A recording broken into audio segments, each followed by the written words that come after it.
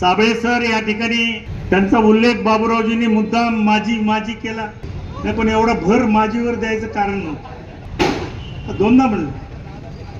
आता काय राजकारणामध्ये आम्हालाही माझी करण्याचा प्रयत्न अनेकांनी केला व्यासपीठावर, पण काय जमलं नाही. अच्युतरावजी राजेश घोडे आमच्या बरोबर होते, परंतु हे सगळे मान्यवर इथं बसलेले तिघ जण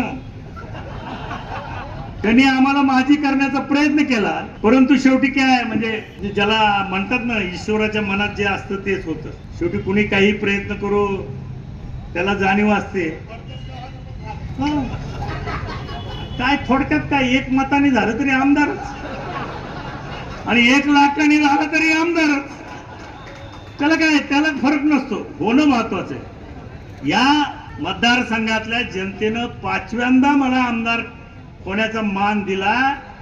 हे बाबूरावजी सहजासहजी घडत नाही, हे तर मान्यच करायला पाहिजे. नाही तर ह्या माजलगावची परंपरा आहे, एकदा आमदार झालं की घरी परत त्याचं नावही निघत नाही कुठं.